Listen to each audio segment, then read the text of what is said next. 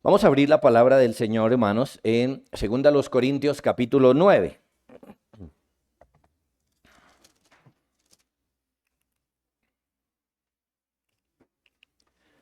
Pablo está tratando allí un tema que inició en el capítulo 8, verso 1, como lo notan, sobre el verso 1.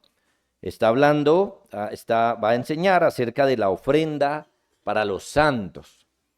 Entonces, ese es el contexto y el capítulo 9 sigue hablando de eso, la ofrenda, el servicio o la administración de los santos o para los santos. Voy a leer.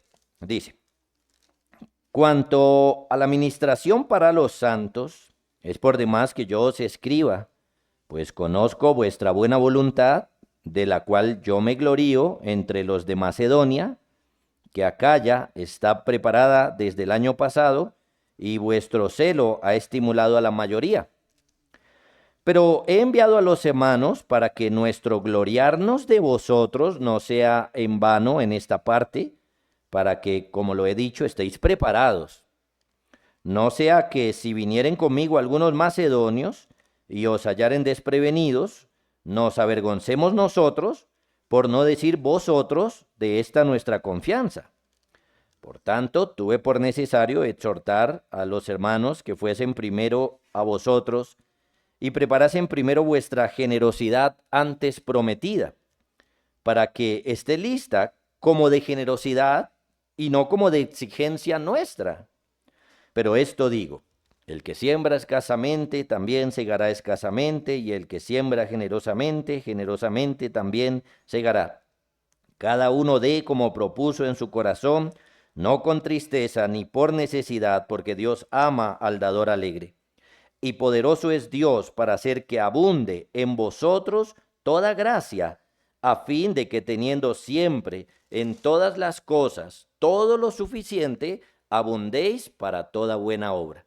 Como está escrito, repartió, dio a los pobres, su justicia permanece para siempre.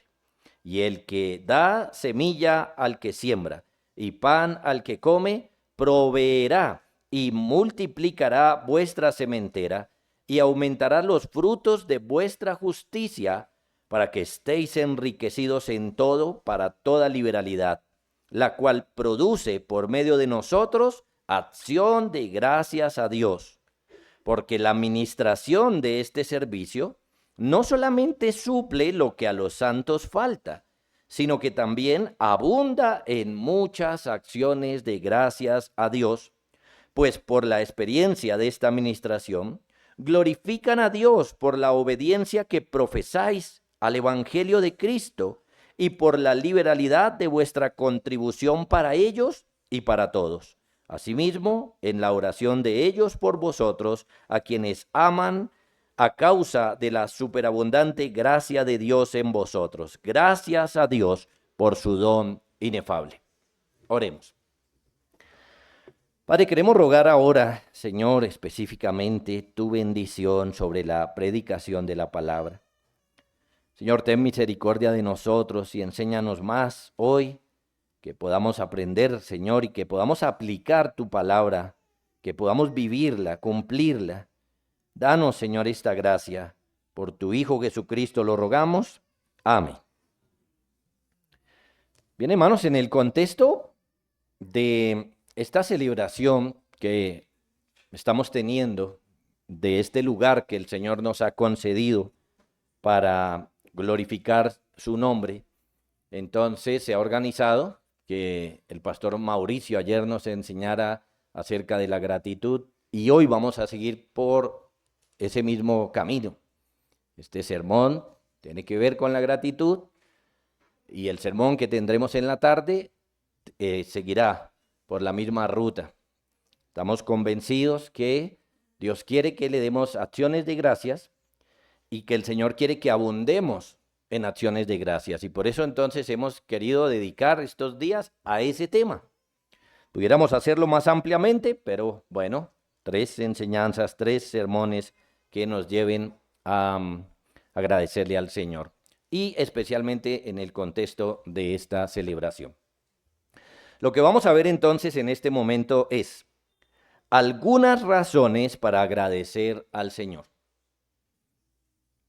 Algunas razones para agradecer al Señor. Hermanos y amigos, la gratitud en las Sagradas Escrituras es un tema sumamente importante. De hecho, la falta de ella es una de las causas o una de las cosas que el Señor le condena a la humanidad. Es una de las cosas que el Señor le condena a los incrédulos. Por ejemplo, ya podemos estar pensando en nuestros niños, ¿cierto? Algunos invitados, algunos jóvenes. El Señor condena a los incrédulos porque no le agradecen. Imagínense, entonces es un tema importante. Lo hemos visto en otros contextos, lo he señalado, pero quiero que veamos en esta introducción ello. Romanos capítulo 1, verso 21.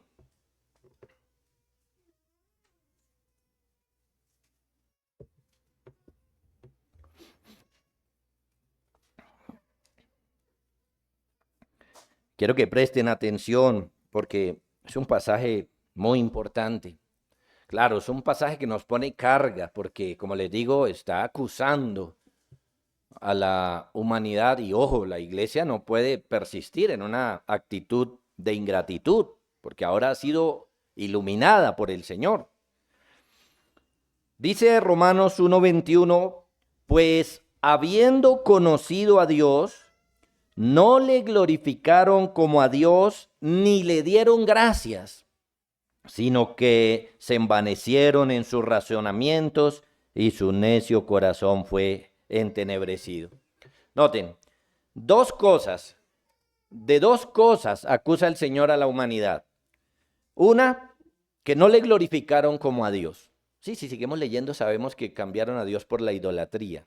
No le glorificaron como a Dios, habiéndolo conocido, sabiendo por la naturaleza que esto no se creó de la nada, como nos enseñan hoy. Eso es lo más ilógico del mundo. Es solamente un paradigma que han adoptado algunos.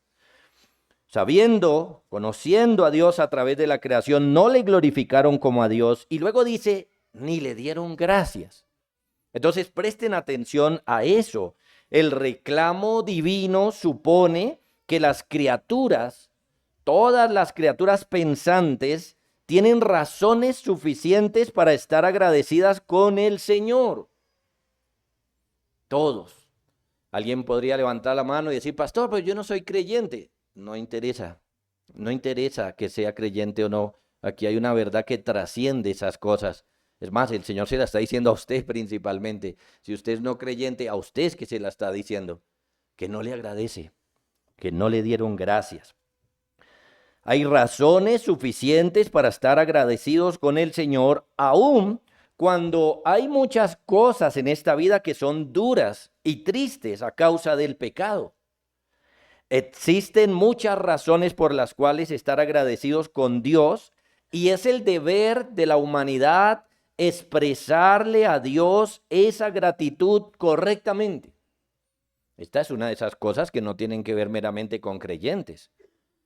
Es como la ley moral de Dios. La ley moral de Dios no es para creyentes. Todos los seres humanos deben guardar los 10 mandamientos, deberían guardar los 10 mandamientos. Es más, si lo analizan, si los guardan, serían felices. Por ejemplo, honra a tu padre y a tu madre. Por ejemplo, los muchachos, honra a tu padre y a tu madre. No, bueno, usted va a ser papá también.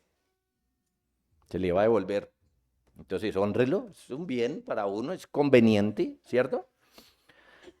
Ahora bien, si aceptamos que este pasaje está presentando a Dios preferentemente como creador, que así es, entonces tendríamos que agradecerle como nuestro creador. Pero miren, el verso 20 introduce el tema de la creación así, porque las cosas invisibles de Él, su eterno poder y deidad, su divinidad, se hacen claramente visibles desde la creación del mundo, siendo entendidas por medio de las cosas hechas, de modo que no tienen excusa. ¿Qué quiero decir al leer este pasaje? Que el contexto nos está presentando a Dios como creador. Entonces noten, solamente por el hecho de ser criaturas, hay un deber para con Dios. Verso 25. Este nos habla ahora de Dios directamente como creador, dice. Ya que cambiaron la verdad de Dios por la mentira, honrando y dando culto a las criaturas antes que al Creador, el cual es bendito por los siglos. Amén. Noten, estos pasajes nos llevan a pensar entonces que el Señor es el Creador, nos llevan a pensar entonces que la humanidad, las personas, así no sean creyentes, deberían agradecerle a Dios por cosas como, escuchen, existir. Nuestra existencia, hermanos y amigos, es motivo de agradecimiento al Señor. Claro, yo sé, por ejemplo, si usted es un adolescente, muchas veces dice, no, pero yo ¿por qué vine a vivir? Y a veces unos más grandes.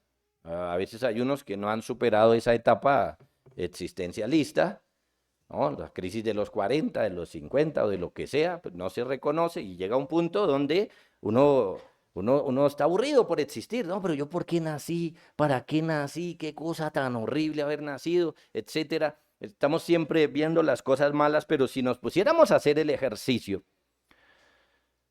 realmente la sola existencia es motivo de agradecimiento al Señor. Y luego todas las cosas con las cuales el Señor nos bendice. Porque si lo analizamos son muchas las alegrías, muchas las provisiones, muchas las bendiciones que recibimos durante nuestra vida, sea corta o sea larga. El problema está precisamente en que no hay agradecimiento en el corazón, ¿no? Por ejemplo, hay adolescentes que le dicen a su papá, ¿y quién le mandó traerme a la vida? No hay un agradecimiento ahí. ¿Y por qué no hay un agradecimiento? Porque agradecer, para que uno pueda agradecer, tiene que haber hecho un ejercicio primeramente mental de reconocer todas las cosas buenas que he recibido de la persona a la cual debo estar agradecido. Entonces los muchachos muchas veces simplemente se pusieron bravos porque le quitaron el PlayStation, entonces eso es una tragedia. Pero ¿quién se lo regaló? ¿Sí? Por ejemplo, ¿no? ¿Y quién los ha alimentado? ¿Y quién les ha dado una y otra cosa? Esas cosas no las ven. Es un corazón desagradecido. Esa es más o menos la ilustración que tenemos acá. Dios supone, y así es, que todos deberíamos estar agradecidos con Él como creador. Por lo tanto, el solo hecho de que existamos es motivo de agradecimiento. ¿Cuántos reniegan de su existencia cuando deberían estar agradecidos por ella? Bueno, no solo los muchachos, solamente quise hacer una ilustración con ella, una ilustración que tenemos más a la mano muchas veces. Debemos entender que, según lo que el Señor está diciendo aquí, se da por sentado que debemos agradecerle nuestra existencia, hermanos. Debemos agradecerle que nos creó, y que nos creó, bueno, ya a nosotros, no como un acto directo de Él, sino a través de la procreación, a través de nuestros padres. Agradecerle eso primeramente. Entonces, noten, ahora no solo eso, sino que hay que ser agradecidos entonces por todo lo que ha acompañado nuestra existencia. Debemos estar agradecidos por toda la provisión con la que nos hemos sustentado durante años, por toda la provisión, ya sea alimento, ya sea vestido, ya sea un techo donde resguardarnos, las comodidades, porque miren, a veces, muchas veces no estamos ahí como a ras, como decimos, ¿no? Muchas veces tenemos más de lo que necesitamos, muchas veces podemos hacer ahorros, muchas veces tenemos comodidades, muchas veces tenemos cosas que no necesitamos, pero que queremos y las podemos tener, porque nuestra existencia entonces no ha sido en muchísimos de los casos algo horrible. No, ha sido buena. Lo que pasa es que muchas veces no hemos tenido un corazón que tenga la capacidad de agradecer esto, o nos hemos negado a ver las bendiciones. Por ejemplo, los muchos años de salud que hemos podido tener.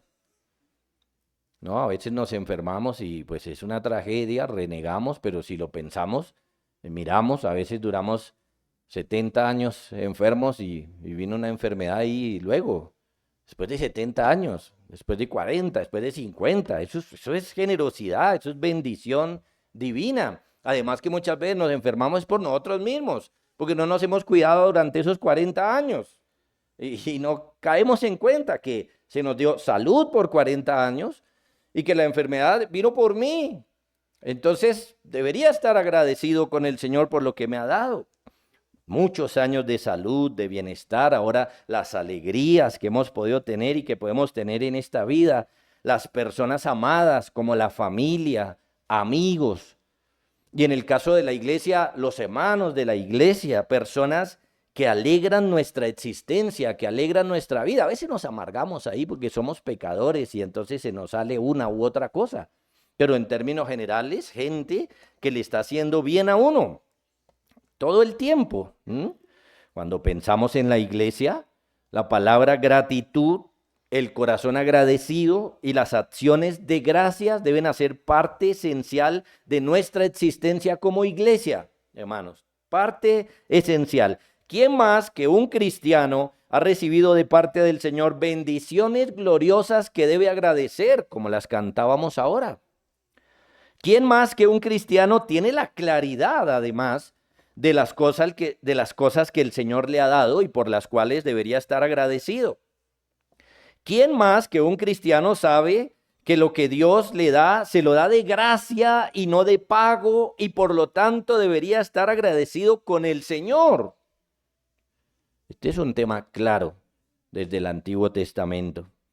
Cuando se convocaba al pueblo de Dios en el Antiguo Testamento a adorar a Dios, se decía: entrad por sus puertas con acción de gracias, por sus atrios con alabanza. Alabadle, bendecid su nombre, porque Jehová es bueno, para siempre su misericordia y su verdad por todas las generaciones. Así que unos y otros tenemos motivos para agradecer al Señor. Entonces noten, lo que el Señor está haciendo aquí en Romanos capítulo 1 es señalarle un pecado que para el Señor le parece terrible a los incrédulos. Si usted hoy puede decir: mire, yo no soy pecador, yo no soy malo, porque yo no mato a nadie, yo no robo. Bueno, el Señor le dice: pero usted es desagradecido. O sea que el Señor tiene otra lista de pecados cuando yo tengo otra. Yo pienso que pecado solamente es matar y robar, pero Él dice ser desagradecido también. Es una buena razón para llamarle al arrepentimiento esta mañana. Acérquese a Cristo, pídale perdón, porque ello también es una maldad. Pero enfocándome un poco más entonces en el tema del agradecimiento y enfocándolo en esta celebración de estos días, hermanos, nosotros debemos agradecer al Señor por la provisión material. Si va a poner punto 1, es ese. Lo anterior era introducción. Punto 1, la provisión material. Acabamos de leer un pasaje donde nos enseñaba esta verdad. Podemos dar gracias a Dios por la provisión material y hacer un culto de acción de gracias por ello, como lo hicimos ayer. Sí se puede. Estamos ahí en 2 Corintios capítulo 9. Leamos, por ejemplo, verso 8 al 12, esos 4 versos. Dice ahí: y poderoso es Dios para hacer que abunde en vosotros toda gracia, a fin de que teniendo siempre en todas las cosas todo lo suficiente, abundéis para toda buena obra. Como está escrito: repartió, dio a los pobres, su justicia permanece para siempre. Y el que da semilla al que siembra y pan al que come, proveerá y multiplicará vuestra sementera y aumentará los frutos de vuestra justicia, para que estéis enriquecidos en todo, para toda liberalidad, la cual produce por medio de nosotros acción de gracias a Dios. Porque la administración de este servicio no solamente suple lo que a los santos falta, sino que también abunda en muchas acciones de gracias a Dios. Miren, en este punto 1, concentrémonos en este pasaje. Voy a dividirlo de una manera sencilla. Por ejemplo, ¿quién es el proveedor? ¿Quién es el que nos da? Claro, usted trabaja y trabaja duro, pero también podría estar enfermo, también podría estar incapacitado, también podría tener dificultades, ¿cierto? Entonces, ¿quién es el que nos provee a través de sus métodos? Sí, porque no es que el Señor hace que nos caiga milagrosamente un fajo de billetes. No, Él nos provee dándonos salud, dándonos trabajo, dándonos gracia ante una persona o ante un negocio que podemos realizar y permite que ganemos algo allí. Entonces, ¿quién es el proveedor? Dios, verso 8. Y poderoso es Dios para hacer que abunde en vosotros toda gracia, a fin de que teniendo siempre en todas las cosas todo lo suficiente abundéis para toda buena obra. Poderoso es Dios. Miren, si tenemos algún recurso y hemos sido juiciosos, trabajadores y haciendo negocios bien, podemos decir con toda tranquilidad, ese recurso ha venido de la mano del Señor. Viene de su bendición para nosotros. Es Dios el que nos provee todo lo material. Pablo nos enseña aquí acerca del poder de Dios para hacer esto, de maneras lícitas, de maneras bíblicas. El Señor tiene el poder para hacer que tengamos abundancia de cosas materiales. Aquí está hablando de lo material. En este pasaje les decía, capítulo 8, capítulo 9, nos está hablando de la ofrenda y entonces, por lo tanto, de lo material. Ahora, hay aquí un propósito menor por el cual el Señor nos da esos recursos. ¿Cuál es ese propósito menor? Está aquí mismo en el pasaje, en el verso 8. Dice, a fin de que teniendo siempre en todas las cosas todo lo suficiente, abundéis para toda buena obra. En otras palabras, que los recursos que el Señor nos permite son para que los enfoquemos en hacer buenas obras. Esto es bien interesante. Porque por un lado yo no estoy diciendo que usted no se goce y no disfrute lo que el Señor le da. No, la Escritura lo dice desde el Antiguo Testamento, disfrute lo que gana. Si usted siembra, disfrute lo que sembró, cómaselo con tranquilidad. Pero el asunto no es una actitud meramente egoísta, donde todo sea para mí. Noten, aquí hay un propósito menor, dejando de lado el hecho de que lo que yo trabajo es mío, por la gracia del Señor lo puedo disfrutar. Entonces, hay un propósito aquí clave por el cual el Señor nos da, nos provee. El dinero y los recursos que el Señor nos da entonces no son meramente para la satisfacción personal, sino para hacer buenas obras. Un tema importantísimo, hermanos, un distintivo cristiano. Los puritanos decían, si Dios le toca el corazón a alguien, le toca el bolsillo. Las buenas obras. Hay otra gente que sufre, que está en otra situación, una situación X, ya sea temporal o ya sea lo que sea. Bueno, el Señor nos provee para que nosotros seamos de bendición a esas personas. Aquí precisamente se está hablando de una ofrenda que se está recogiendo, si lo percibieron. Pablo decía que estaba presionando, ¿no? Estaba presionando, hagan la recolección, no sea que cuando lleguemos no esté listo, ustedes no estén preparados. Estaba hablando de toda esa logística. Pero ya entrando en el verso 8 en adelante, empezó a hablar de la parte teológica del asunto.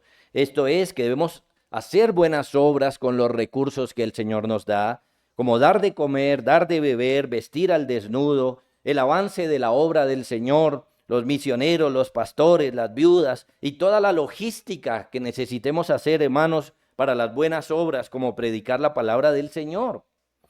Así que tener ahora un terreno como este, hermanos, de alguna manera viene a ser invertir en esa logística para, como lo decíamos anoche, estar cómodos, tener un lugar útil, un lugar donde podemos realizar ciertas cosas. Tenemos que hacer eso y muchas cosas más, buenas obras diferentes. Hay muchas buenas obras en las Escrituras, como les mencioné hace un momento. Pablo hace una comparación para que entendamos más esto. Cita un pasaje del Antiguo Testamento para que entendamos la generosidad del Señor para con nosotros. En el verso 9 dice, como está escrito, nótenlo, como está escrito. Hay allí una comparación antiguo testamentaria donde dice, repartió dio a los pobres, su justicia permanece para siempre. Esto es, que nos demos cuenta, Pablo está diciendo algo así como que nos demos cuenta que lo que él acaba de decir, que el propósito menor es hacer buenas obras, que nos demos cuenta que eso no es inventado por el apóstol. Eso ya estaba escrito desde el Antiguo Testamento. No lo está sacando de la nada, sino que es un concepto bíblico, que Dios es el que nos da la provisión, que Dios reparte. Él reparte, que da a los pobres, por ejemplo, que su justicia permanece para siempre, precisamente su justicia, estas obras de justicia donde se le da a los pobres y se les ayuda. Un tema, por ejemplo, que Job lo tenía muy en claro, como ya lo hemos leído, y él mismo dice, ¿cuándo comí mi pan y no comió la viuda? Imagínense, ¿cuándo comí mi pan y no comió el huérfano? Miren cómo un hombre piadoso como Job tenía eso tan claro. Porque uno no puede decir eso. ¿Cuántas veces hemos comido y no comió la viuda? ¿Cierto? Pero Job decía al revés. ¿Cuándo yo comí y no comió la viuda? Es una posición muy buena porque Job entendía que las provisiones que Dios le dio eran para hacer buenas obras, además de su satisfacción personal como comer. Entonces noten, aquí tenemos que esto no es inventado, Dios es el que nos provee. Pablo saca una aplicación actual de esta verdad en el verso 10. Dice,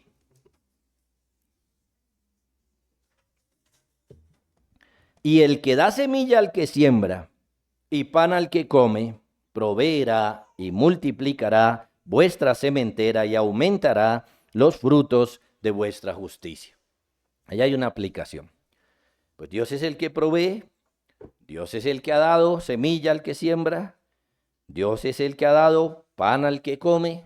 Eso ha sido su provisión, aunque como ya se los mencioné, tal vez no directamente, pero sí a través de sus métodos.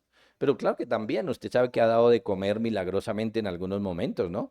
Tenemos la alimentación de los 5,000, tenemos unos pájaros llevándole comida a Elías. Pero él normalmente lo hace a través de sus métodos, como el trabajo, etcétera. Pero, ¿qué es lo que dice acá? Él mismo proveerá, pero no solamente proveerá de manera escasa, sino que multiplicará vuestra sementera y aumentará los frutos de vuestra justicia. Entonces, noten, hermanos, cuando hemos sido prosperados, cuando hemos podido tener un recurso y ese recurso ha crecido, así sea un poquito, ¿quién lo está multiplicando? ¿Cierto? ¿Quién está multiplicando ese dinero? Y algunos lo multiplican más que otros. Todo depende de su voluntad. Pero Él lo multiplica. Y muchos de nosotros hemos sido testigos de eso, de cómo el Señor nunca nos ha desamparado y más bien muchas veces nos ha dado más de lo que podíamos necesitar. Reconocemos que es Dios entonces el que da estas bendiciones, que es Dios quien de manera general da, por ejemplo, la semilla y le da de comer a todo el que tiene la capacidad de comer. Ese mismo Dios es generoso, no es escaso, es generoso. Entonces provee y multiplica. Y es una ilustración para que la iglesia de Corinto entienda que Dios les iba a dar más. Que les iba a dar más, que les iba a seguir proveyendo. Entonces, ahí viene el propósito mayor. Bueno, recuerdan, el propósito menor, hacer buenas obras, bendecir al que lo necesita. Ahora, el propósito mayor, las acciones de gracias a Dios. Ese es el propósito mayor, es decir, que Dios sea glorificado, que Dios sea adorado, que se eleven acciones de gracias, de corazones no hipócritas, sino de corazones agradecidos. Eso le honra al Señor. Verso 12. Porque la administración de este servicio no solamente suple lo que a los santos falta, sino que también abunda en muchas acciones de gracias a Dios. Miren, el Señor nos da para que ministremos, para que sirvamos a otros con los recursos que nos da. Ya nos lo dijo, aquí vuelve y lo repite. Ahora, el punto es que entendemos que Él nos suple precisamente eso. Él nos provee para que hagamos buenas obras y las personas entonces pues tengan esta bendición. Pero el punto culminante, el punto más alto es que todo esto, todo este ejercicio, esa dinámica de que Él me da y yo hago buenas obras, redunde en acciones de gracias al Señor. Ese es el punto principal. Acciones de gracias de aquellos que han recibido las buenas obras, ¿sí? Pero ellos nos dicen a nosotros, gracias hermano por esto o aquello, pero no, dele gracias al Señor también. Hay que guiar esto al Señor porque es lo que estamos viendo. Acciones de gracias de ellos, de aquellos a los que el Señor les proveyó, y acciones de gracias de parte de nosotros a los que proveyó para que le diéramos a otro. Entonces nos dio un recurso, démosle gracias. Y démosle gracias no solamente porque nos dio el recurso, sino cuando lo usemos para las buenas obras. Démosle gracias porque lo estamos usando bien. Y luego cuando hacemos las buenas obras y las personas reciben estas buenas obras, por ejemplo, se da de comer al hambriento, de beber al sediento, de vestir al que está sin ropa. Cuando ellos reciben eso, ellos también deben elevar acciones de gracias al Señor. Y este es el punto principal, nótenlo. Este es el punto principal, que se eleven acciones de gracias al Señor. Entonces, ¿hacemos bien en hacer un culto de acción de gracias por las cosas materiales que el Señor le da a la iglesia? Sí, por supuesto. Por supuesto que sí, de eso está hablando el apóstol, que el Señor le ha dado a la iglesia para que haga buenas obras, que el Señor repartió precisamente a la iglesia, que el Señor nos provee y nos multiplica nuestros recursos para que tengamos más frutos de justicia, y que todo esto es para que le demos acción de gracias. Entonces, hemos tenido un recurso material para poner en este lugar un sitio de adoración. Hermanos, debemos darle gracias al Señor por ello. Gracias al Señor por el recurso. Gracias al Señor porque podamos hacer buenas obras en este lugar, como también predicar su palabra, llevar a aquellos que hoy no creen en Cristo a conocerle, que haya un lugar donde las personas puedan decir, puedo ir allí y puedo buscar al Señor. Como lo decíamos anoche, podría ser aquí o allá, no importa el lugar, pero hay un lugar. Hay un lugar para honrarlo, glorificarlo y darle gracias, hermanos. Un sitio para adorar a Cristo y para hacer estas buenas obras. También para ayudar a muchos otros. Hermanos, gracias al Señor entonces por ello. Porque Él nos da todo el recurso. Y este año lo hemos visto a través de los hermanos, a través de sus trabajos, a través de los medios lícitos, nos ha provisto abundantemente y en ello nos gozamos en estos días, especialmente hoy. A Dios sea la gloria y gracias al Señor por todas esas provisiones. Ahora, en segundo lugar, para no eclipsar las cosas de todas formas innecesariamente, quiero poner en alto lo siguiente. ¿Sí? La razón principal por la cual debemos agradecer es por Cristo. Por Cristo. ¿Podemos en el punto 1 agradecer a Dios por las provisiones materiales? Sí. Ahora, en el segundo lugar, por Cristo. No podemos desviar nuestra mente de esta verdad. Porque el punto principal es que este sea un lugar para predicar a Cristo.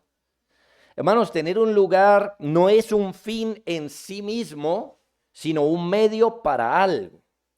Tener este local no es un fin en sí mismo, no es haberlo alcanzado todo, es un medio para predicar a Cristo.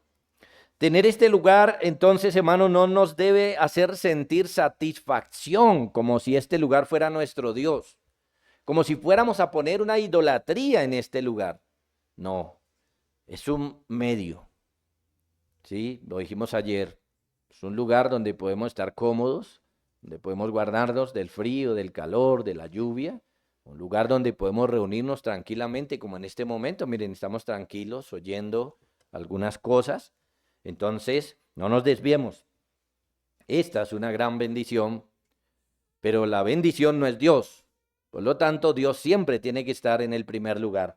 No podemos desviarnos, no podemos caer en una idolatría por un sitio o algo así. Igual esto se puede perder, esto se puede acabar. Ustedes lo saben, puede haber un terremoto, cualquier cosa y adiós. Pero ahorita cantábamos, estamos bien con mi Dios, no con mi local, no con mi terreno, ¿ven? Y eso es una tendencia del corazón, ¿no? A veces uno compra un carro y que no me lo rayen y se puede volver hasta una idolatría y no estamos diciendo que no lo cuidemos, pero hay que enfocarnos, hay que saber bien en qué, dónde hay que poner la mirada realmente. Entonces es común que tengamos un lugar para reunirnos. Los discípulos se reunían en el aposento alto, nosotros ahora tenemos este lugar, provisión de Dios para nosotros, pero ¿para qué?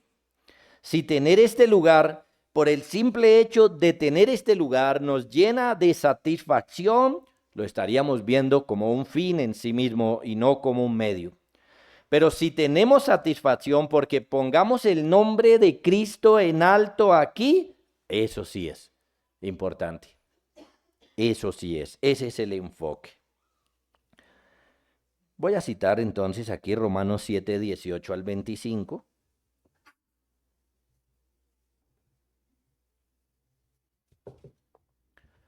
Romanos 7, 18 al 25.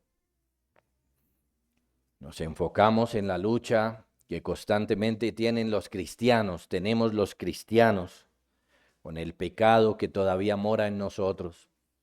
Todos los seres humanos somos pecadores. El incrédulo es pecador, el cristiano es pecador. Eso hay que tenerlo en claro, porque a veces los incrédulos se asombran y dicen, luego ese no es cristiano. No, todos somos pecadores. Una de las diferencias está en que el cristiano ahora es un pecador perdonado, pero pecador perdonado, pues sigue siendo pecador. Si viene el día del juicio, el cristiano va a entrar a la gloria porque ya fue perdonado, pero es pecador. Y eso es lo que Pablo trata en este pasaje. Él dice así, y yo sé que en mí, esto es en mi carne, no mora el bien. Porque el querer el bien está en mí, pero no el hacerlo. Porque no hago el bien que quiero, sino el mal que no quiero, eso hago. Y si hago lo que no quiero, ya no lo hago yo, sino el pecado que mora en mí. Así que, queriendo yo hacer el bien, hallo esta ley, que el mal está en mí. Porque según el hombre interior, y ya es un hombre salvo, me deleito en la ley de Dios. Pero veo otra ley en mis miembros que se rebela contra la ley de mi mente y me lleva cautivo a la ley del pecado que está en mis miembros. Entonces dice, miserable de mí, ¿quién me librará de este cuerpo de muerte? Gracias doy a Dios por Jesucristo, Señor nuestro. Así que yo mismo con la mente sirvo a la ley de Dios, mas con la carne a la ley del pecado. Es una realidad fuerte que los cristianos quisiéramos que el día que el Señor nos salvó ya nunca más volviéramos a cometer un pecado. Pero no es la manera como el Señor está salvando. Él, cuando creemos en Cristo, cuando nos arrepentimos de nuestros pecados, son perdonados. Ya vamos a la gloria. Pero Él permite que el pecado siga en nosotros y entramos en un proceso de santificación progresiva. Él quiere que estemos en un proceso en el cual nosotros le demos muerte al pecado, que nosotros le digamos al pecado no, que tengo una tentación, que tengo un deseo pecaminoso. Lo que el Señor quiere es que yo, a través de la oración, del estudio de su palabra, de una relación estrecha con Cristo, le diga al pecado no. Eso es lo que Él quiere. Y vamos a estar así hasta el día de nuestra muerte o hasta que Cristo venga por su iglesia. El día de la glorificación ya no va a haber más pecado en los cristianos, por fin. Ese será un día gozoso. Pero hoy el Señor quiere que estemos en esa lucha, que conscientemente nosotros ataquemos nuestro propio pecado. Pero eso es una verdad, eso es lo que Él quiere. Sin embargo, ¿cómo se siente el creyente? ¿Qué experimenta el creyente luchando con su pecado y dándose cuenta que muchas veces es vencido por su pecado? Bueno, aquí lo tenemos.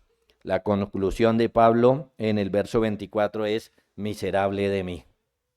Hasta que no se me quite por fin el pecado completamente, no habrá como una felicidad completa, digámoslo así. Sabemos que la victoria está comprada. Sabemos que si alguien es creyente, va a ser santo algún día. Recuerden, sin santidad nadie verá al Señor. Él lo hará, nos dará la santidad necesaria para verle. Pero por ahora, miserable de mí, ¿quién me librará de este cuerpo de muerte? Pablo está pensando aquí entonces en la realidad del pecado en la vida de los cristianos. Miren, cuando pensamos en los incrédulos, la Biblia dice que el mal está en ellos. Los incrédulos son pecadores. Por ejemplo, el Señor les dijo a los judíos incrédulos que eran esclavos del pecado. Juan 8:34 al 36.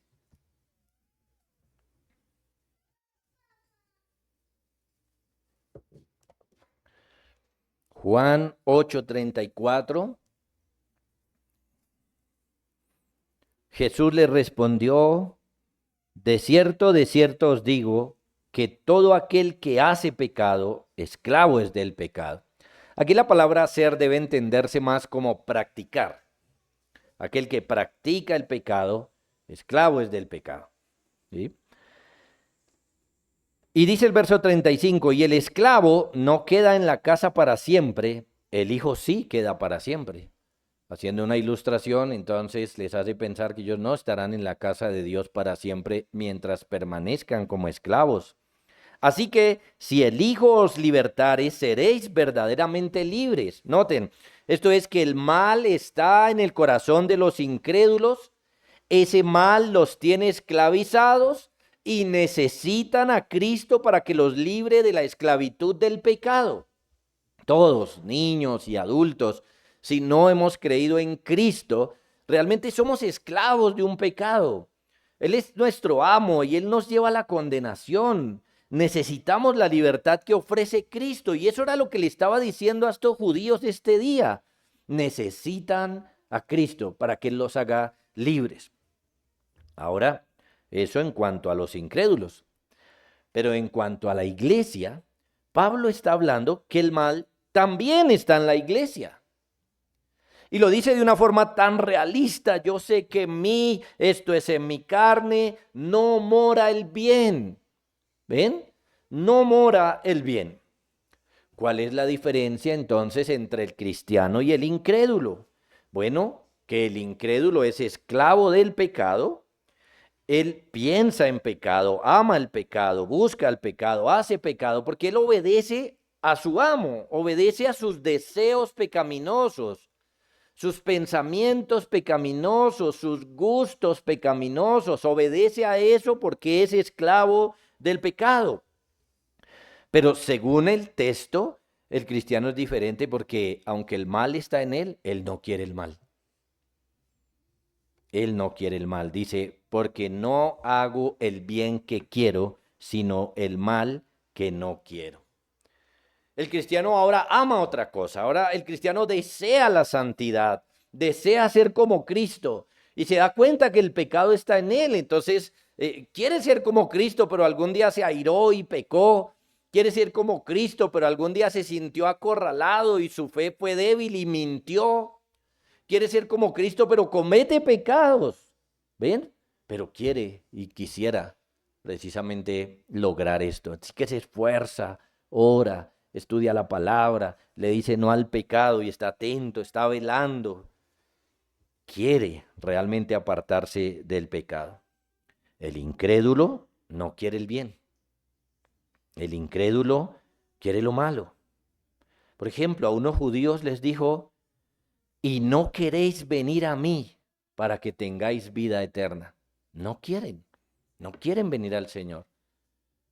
Los incrédulos rechazan, por ejemplo, invitaciones a la iglesia. No, qué pereza ir por allá. ¿No? Una invitación a predicarles el evangelio la rechazan, no la quieren, porque ellos quieren seguir su vida, sea cual sea. Cada uno tendrá su propia excusa. El cristiano no. Entonces, cosas en común entre el incrédulo y el creyente. En ambos está el mal. ¿Sí? Cosas en común. Los incrédulos son pecadores, nosotros somos pecadores. Cosas que no comparten el incrédulo y el creyente, que el incrédulo no quiere el bien, mientras que el creyente sí quiere el bien. El incrédulo entonces necesita que Jesús lo libre del pecado, lo libre de la esclavitud. Los incrédulos, sean niños o sean grandes, deben entender que por eso es que lo llamamos a Cristo. Por eso es que le decimos, crea en Jesús. Porque Jesús tiene el poder de librarlo de la esclavitud del pecado. Le decimos que se acerque a Él y que confíe en Él, porque Él tiene el poder de hacerlo libre del pecado. Por su parte, el creyente sigue necesitando a Cristo. Miren eso, hermanos. El incrédulo no lo necesita para dejar de ser esclavo del pecado. Nosotros lo necesitamos para quitar la presencia del pecado en nosotros. Nosotros lo necesitamos para santificarnos. Lo necesitamos. Verso 21 al 23.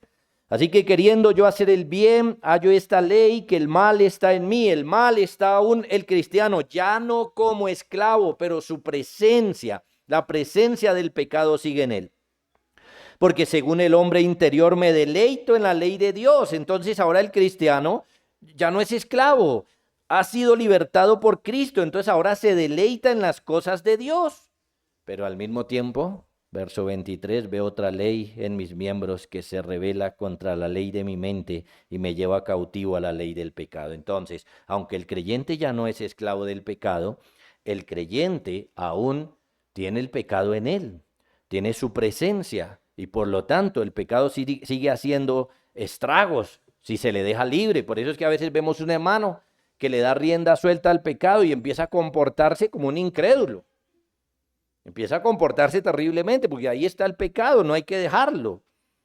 Entonces, como Pablo vio esta verdad, que aún le faltaba ser librado de la presencia del pecado, dijo, miserable de mí. ¿Quién me librará del cuerpo de muerte? ¿Quién me librará de la presencia del pecado? ¿Quién me librará de los efectos actuales del pecado? ¿Quién? Y él responde, gracias doy a Dios por Jesucristo. Esa es su respuesta gloriosa. Así que hermanos, Jesucristo no solamente es nuestro Salvador el día que creímos en Él, hace 2, 3, 4, 10 años, 20 años, lo es hoy. Él es el que nos puede salvar del pecado hoy, de la presencia del pecado. Él es el que le puede poner freno a nuestros pecados hoy, a través de sus métodos. En la Escritura nos enseña cuáles son, como la oración, el estudio de la Biblia, someternos a la predicación, la comunión de los santos, que alguien me estorbe, que alguien me exhorte, que alguien me diga qué estás haciendo. Los métodos de Cristo.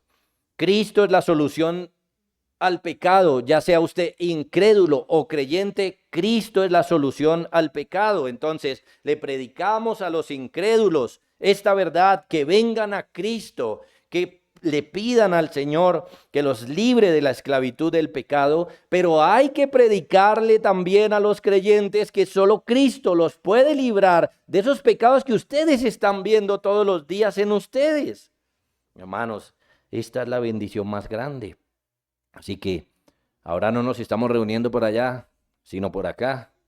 Pero ¿dónde debe estar el enfoque de nuestra vida como iglesia? En Cristo y lo que Él hace. Y especialmente, según el tema que hemos propuesto para estos días, agradecerle a Cristo que nos salvó, que quitó la esclavitud de nuestras vidas, que ya no somos esclavos del pecado, pero también agradecerle que su santificación siga, que su obra salvífica siga en nosotros, que nos siga transformando, que seamos mejores cada día, se lo rogamos, pero cuando vemos, hermanos, precisamente, que está haciendo su obra, hermanos, como dice el apóstol, gracias doy a Dios por Jesucristo. Es Él es el enviado a librarnos del pecado, que no lo olvidemos. Los cristianos a veces lo olvidamos, los cristianos a veces creemos que eso es para los de afuera. Cuando se predica un sermón evangelístico tenemos esa tendencia, ¿cierto?, a pensar, oye, ojalá hubiera venido tal, es para mí. Porque cuando entiendo que Cristo es el Salvador del pecado. Le puedo dar gracias porque lo hizo desde el día que me llamó y lo está haciendo. Un día seremos librados completamente del pecado, hermanos, gracias a Jesucristo. Gracias a este bendito Salvador, porque esa es su obra. Él es el Salvador del mundo. No lo olvidemos, ninguno. Acojámonos a Cristo y a sus métodos. Oremos. Padre, te damos muchísimas gracias por tu bendita palabra, Señor, y por mostrarnos estos dos motivos de agradecimiento esta mañana. Gracias, Señor. Perdónanos porque podemos reconocer que uno de nuestros pecados es ser desagradecidos. Perdónanos, Señor, por ello. Ten misericordia de nosotros y enséñanos a reconocer todas las bendiciones que nos da, como lo vimos hoy. Por ejemplo, la existencia, la provisión material y especialmente Cristo, que lo hayas dado para la salvación de los hombres, Señor. Gracias. Ayúdanos, enséñanos a reconocer las cosas que haces por nosotros, a darle un valor correcto, el valor que tiene, Señor, y allí entonces en esa reflexión que pueda salir de nuestro corazón sinceramente acciones de gracias, como en este momento, Señor. Gracias, gracias por la bendición de Cristo, gracias porque es quien nos libra de la esclavitud del pecado, gracias porque es quien también nos libra de la presencia del pecado. Gracias, Señor. Más bien, perdónanos cada vez que nosotros no nos hemos acogido a tus métodos para ver más gracia, para ver abundante bendición. Perdónanos, Señor. Padre, rogamos, exaltándote en esta mañana, por tu Hijo Jesucristo. Amén.